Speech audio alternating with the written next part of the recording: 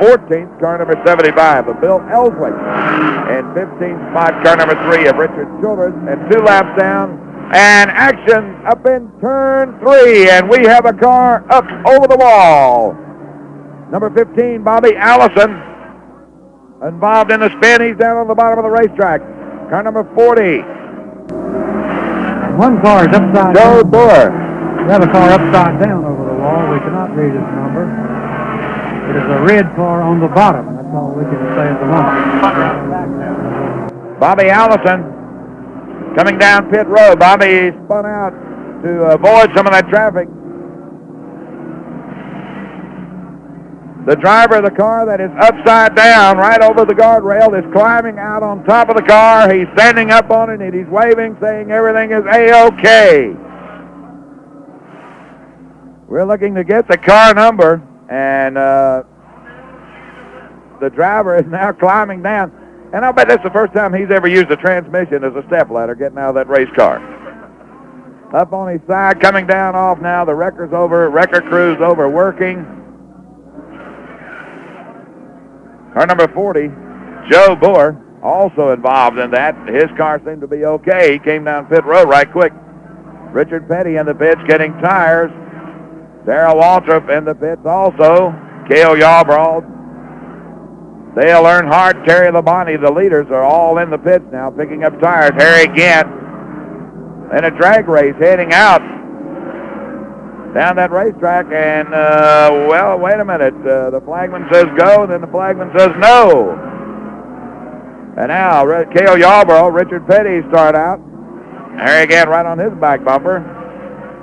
According to the way they came out of the pits, Cale Yarbrough came out first. Looks like Cale is your new leader here in the Richmond 400. But we're still trying to get the car number of the car that went over the wall up in turn 3, upside down against the wooden fence. Driver is out of the car, stood up on the car and waved to the NASCAR officials and the spectators to let everybody know he was A-OK. And in fact, he's walking down across the racetrack. He's standing out on the racetrack now, throwing up his hands to the drivers going by. He's waving to the drivers going by, threw up his hand at Bobby Allison. They're going to try to hook a wrecker onto that car and pull it back over the wall. The driver walking around now, talking to reporters, getting the picture made. Lead cars back in now, getting left side tires. Bobby Johns, you've raced here at Richmond an awful lot. Are you familiar with this kind of accident? Well, I haven't raced here an awful lot at this particular track, but I have raced in Richmond before. But this kind of thing right here is, it does happen. Evidently, one car got to another car and went up over his, got him a little bit airborne and put him over the fence. And luckily, nothing happened over there. Our driver's coming out of there. We haven't established who he is yet, though, and that's what's... Okay, Bobby, the word is that it was car number 72, Joe Millikan. Car number 72 of Joe Millikan, and Joe is walking, towards the pits right now. And Bobby, you might send your runner down there because he's walking and talking and visiting with the people. So it's Joe Millikan's car, the car number 72, the DeWitt Chevrolet. We're in our third caution period of the day at the Richmond 400. Joe's walking on down now. He's stopping, talking to the members of the media, saying everything is A-OK, I'm fine. Things are all right. We gave you the 80-lap rundown. We're into caution after 107 laps. Dave Marcus, car number 71, being shown on the scoreboard as the leader. Stay tuned, and we'll be back in a minute. From Richmond, Virginia, this is the Universal Racing Network. Back at Fairgrounds Raceway, Dick Jones, Bobby Johns, Universal Racing Network team with the Richmond 400. We're under caution right now. Joe Millikan put it on its side over the guardrail up against the wooden fence. Dave Marcus is leading. Right now, let's go to the pits. Bobby Johns along with Joe Millikan. Bobby? Joe Millikan. Good gosh, what a scare you put into all of us here. Tell me, what happened in number 3 turn? Well, Bobby, I just went down in there and somebody blowed up, or they said somebody lost the rear end plug out, or the grease plug out of the rear end. There's, just oil everywhere, and I didn't see it till I got in the corner, and the car got backwards and jumped over the fence a little bit. It jumped over the fence a little bit. I'll tell you, we saw you get out of the car, climb up on it, and wave, and that was a good sign. We still didn't know who you were. You were so far over there and so far out of sight, it made it a little difficult. You say the track was getting pretty greasy out there. Well, no, somebody had blowed up in front of me or something. I went down in the corner, and the car got backwards. I don't know who was behind me, JD or something.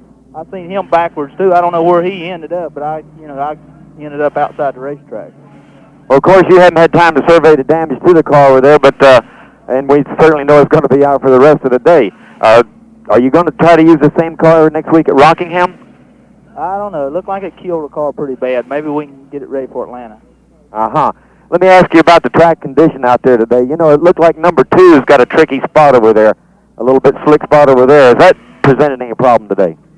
Well, the track's real slick all the way around, so, you're just ready for it, and it's as equal to one person as it is everybody else. It's just slick. They put the bear grease on the track, and it's just slicker than hell. Let me ask you about the low groove. It looks like that's where Allison and Petty's and all of them have been using that to their advantage to get down. Is it improved? Has the low groove got some of the bear grease off, so to speak? No, it don't seem to yet. It's just slick. We've got some situation here, Joe, where we've had some cars changing tires. We noticed a little tire problem. Did you experience any tire problems with your car before you went out? No, the time that we changed the tires in real good shape.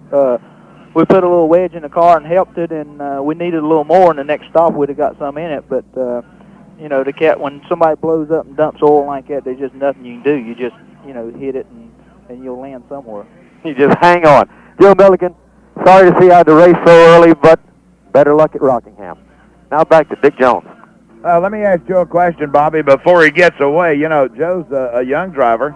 Last year involved in a couple of years, big rookie. Joe, is this the first time you ever used a race car as a step ladder to get out of it, use the transmission housing to get out of the race car? Well, it's been a long time, Dick. I turned one over in '71 the first year I started racing, but since then I haven't. And, it's not too bad, but, we don't like to do it very often. What do you think about when something like that's happening? Well, it happens so fast, you don't really think about that much. You're just glad when it stops. I don't blame you, Joe. I'd be happy when it stops, too.